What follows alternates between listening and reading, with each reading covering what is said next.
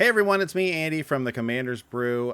Thanks for checking out Lost Cards this week. We're working with Nostro, voice of the Crags. This was a pinger style deck where we hit our own creatures and got value off of like Enrage and Swans of Bryn Argoll. Well, we have a ton of other really extra neat takes on this theme and Nostro as a commander, so check it out.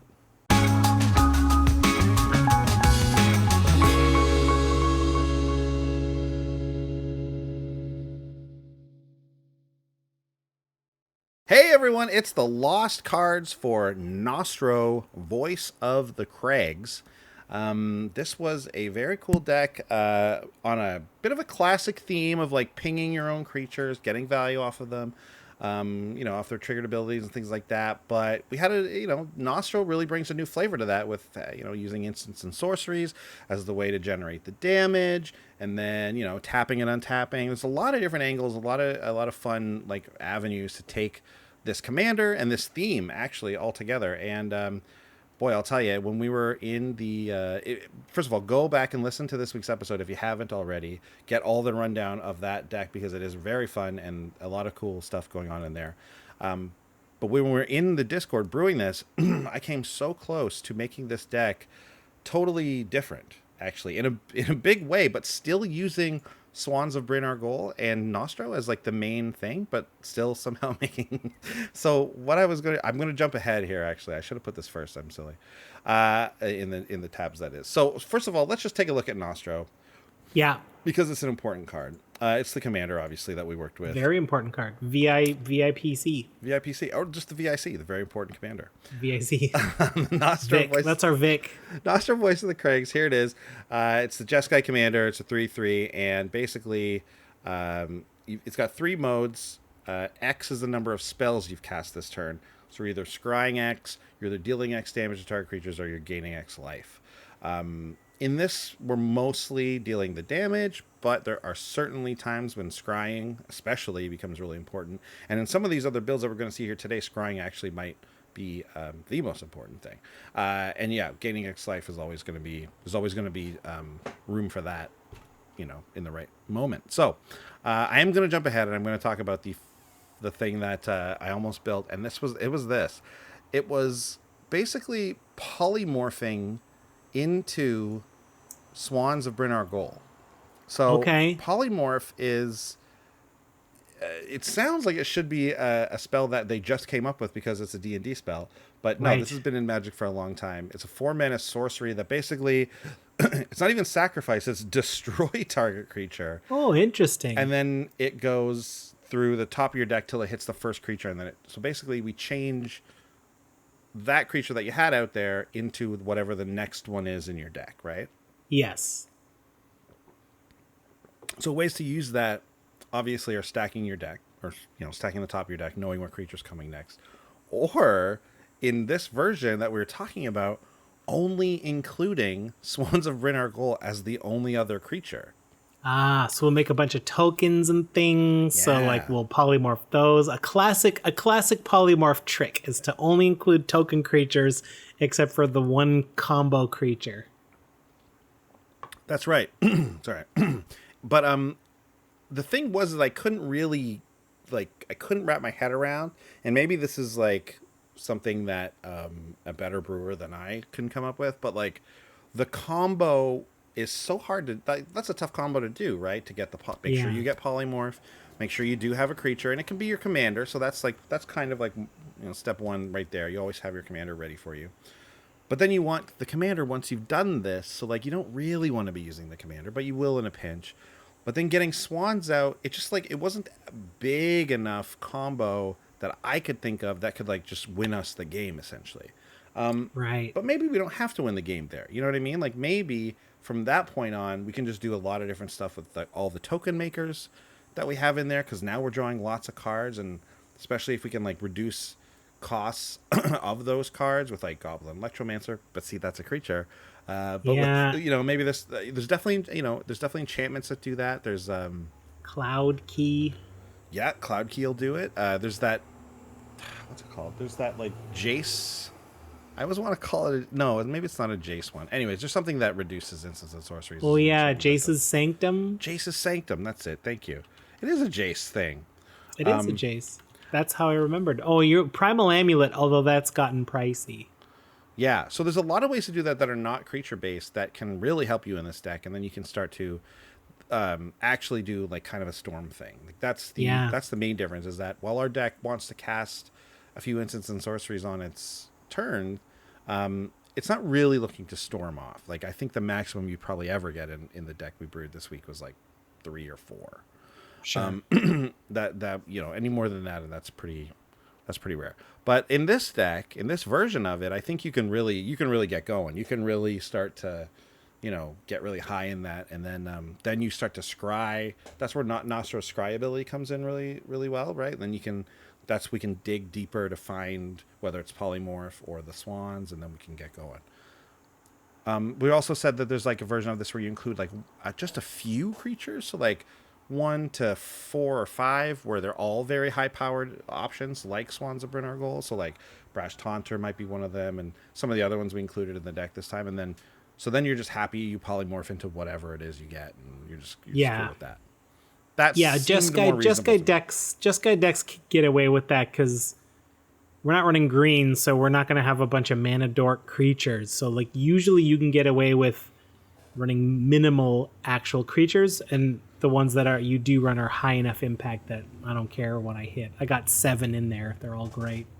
For me, it was just tough to like get polymorph and make sure you have polymorph because then you got to run all the polymorph variants and they don't even really do what you want them to do. There's that red one you really like, but that's I think permanence as well. Okay, yeah. So like, then you don't want to be getting permanence because that's all our mana rocks. Anyways, it's an interesting deck, and there's definitely something there. And I think it's like up until I actually went to put the cards into the program, that was the version of the deck I was doing. Okay, so it came really, really close. Start with this top one here. This one's interesting. Oh, sure. This is a bit of a meme. Treasure Hunt, 1 and a blue sorcery. Reveal cards from the top of your library until you reveal a non-land card, and then put all cards revealed this way into your hand. Well, I mean, if you gotta hit a creature, you could run 80 lands. Yeah, Treasure Hunt and 80 lands. That was I can't remember who said that. Maybe that was a Chiefy joint. I can't remember. Pips Don't Lie, maybe. Anyways, that was it. That's something interesting, right? Like you do a Treasure Hunt deck where you just hit the one thing. But then you got no spells. Right, it's all lands. So then what do you actually do once you've drawn your swans? Then you Nostro for one and draw another land. Yeah, exactly. No, but it's kind of the same thing, as the same idea as polymorph, where you just like get to some combo, and I don't know. I just thought it was really funny. Read the next real one. This one actually. This is a real one. This one sounds amazing. Feather the Redeemed, red, white for a legendary angel. It's a 3/4 flying. Brutal commander to face against if you've built around it. Whenever you cast an instant or sorcery spell that targets a creature you control, exile the card instead of putting it into your graveyard as it resolves. And then if you do, you return it to your hand at the beginning of the next end step. There's a million white and blue and white and red, but now you have access to blue, so you can target maybe there's not as many blue ones to target yourself, your own creatures, but there's a lot of ones that do like protection stuff. Like there's some like ones that will give like hexproof.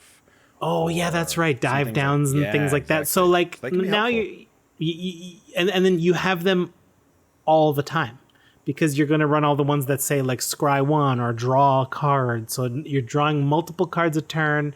You never lose these cards. Once you've got some hexproof, it's just like, well, I've got hexproof forever now. It's so good. So Feather is in the version we brewed this week. Oh, it would have to be.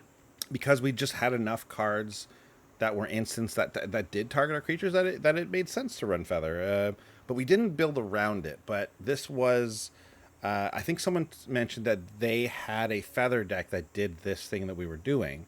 Obviously just in Boros. But we have this Nostro deck that's working in blue as well. So, but you could easily do Feather as like that, like second commander type thing, where you're really brewing around the feather ability, and it's all about the instants and sorceries that target our own creatures, and then of course you've got to throw in what's his face there, the goblin from the ally. Brash Taunter? No, the goblin from Zada. Zada. Yes. Because once you have Zada out there, then all of a sudden you're hitting all your creatures. I mean, I don't know why it's not pulling it up. You there deck yourself. You deck yourself if you rub the cantrips. Exactly. So yeah, Zada starts hitting all of the creatures that are out there, and I'm sure there's, I mean, like things that make tokens and everything.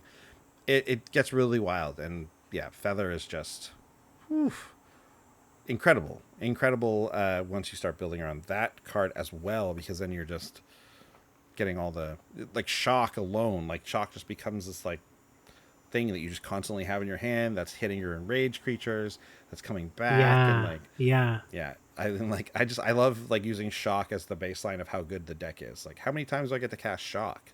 Yeah. I mean, I want Ryle in my enraged. Ryle, decks. yeah, I know. It's like, it's the one where you deal a damage and then draw a card. Is that it? You have to deal a damage to your own creature. I think you give it trample, but you also draw a card, so it does everything. It does everything you want. That's the perfect Zada Hedron Grinder card as well. Well, there you go. I mean, did this deck make you think of anything by any chance? It's a type of deck we've seen before, obviously, but I really like this, like, Niv Mizzet, almost like it almost has like a Niv Mizzet spin on it, right? Where we're cast spells and deal damage that way. Yeah, you've certainly highlighted what is probably the most fun version of what we're gonna do. I am curious how you would go about focusing on the life gain side of Nostro. Like, if you could do, like, all your life gain spells gain you extra life now because of Nostro, but I don't know what the payoff would be. It's tough to, like, get almost like a storm thing going enough where then you're gaining a bunch of life, and that. I mean Etherflux Reservoir comes to mind, right? Like, as something that cares about life gain as well. But if you're already storming, that is your life gain, so you don't need Nostro. That's a tricky one. I feel like the life gain really truly is just there as a value thing. Like, in a pinch, you can gain an extra couple of life points to stop you from dying from, I don't know, some key attack or something like that. I don't know.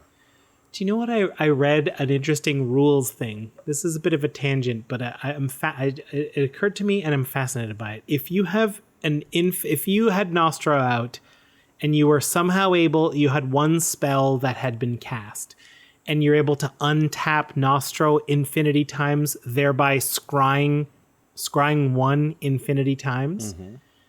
What you're allowed to do, it's in the rules. If you have infinite scry ones, you're allowed to flip your deck over, look at the whole thing. You're not allowed to change the order, but you're allowed to cut to whatever card on top you want, and then put it back down, face down, and that's your deck now. And if you have infinite scry 2 or more, you're allowed to arrange your whole deck however you want, because you would eventually get to that position. Right. And so you're just, in the rule says, like, if you have this, you're just allowed to flip it over, arrange it how you want, put it back. So scry 1, you can flip the deck, cut to where you want it to go, but not rearrange. Put that on the bottom, but then flip it over and it's the top. Right? Well, basically you just get to, like if you imagine your deck was a circle, you just get to cut it wherever you want and put that on top. But you get to look at it while you're doing it, which is very weird. Oh, I see what you mean. You get to go like that. You get to flip the top and the bottom. Okay, I get what you're saying. Like when I say flip, I mean you turn your whole deck face up. Turn it face up. Yeah. You cannot rearrange it, but you just get to decide where the top is. Right. That makes sense. That's absolutely what you're doing when you're infinitely scrying one, right? And if you're scrying 2 or more, you get to rearrange however you want. I love it. We'll keep that in mind. I mean, that's not something we really get to do in this deck. I mean, there might be something with Snap and, like, Feather. Maybe there's an enraged trigger. Is there an enraged trigger that untaps something? There is a green creature that does that, I think. Shoot. Yeah, there is a green creature that does that. Okay. Man, why isn't Nostro? Man, I want that in Nostro. Nostro needs access to that creature. Well, Nostro's got the Jeskai, he's got the spells with the Izzet, he's got the Enrage with the Boros. Man. Yeah. Well, you know what? I think it's pretty great the way it is. Yeah, it's true. It's true. It's Well, true. thanks everyone. That's the Lost Cards for this week. Be sure to check out our brand new deck tech next week, followed by another brand new Lost Cards right here, Commander's Brew. Check it out. We'll see you then. Bye. Bye. Thanks for watching. If you love what we're doing, consider supporting the show by going to patreon.com/commandersbrew. And if you want to get any of the cards from our deck list, go to our TCG Player affiliate link below. That helps us out too, and for a free way to help us out, consider sharing the show with some friends. Like and subscribe, add a comment or two. See you later. Bye.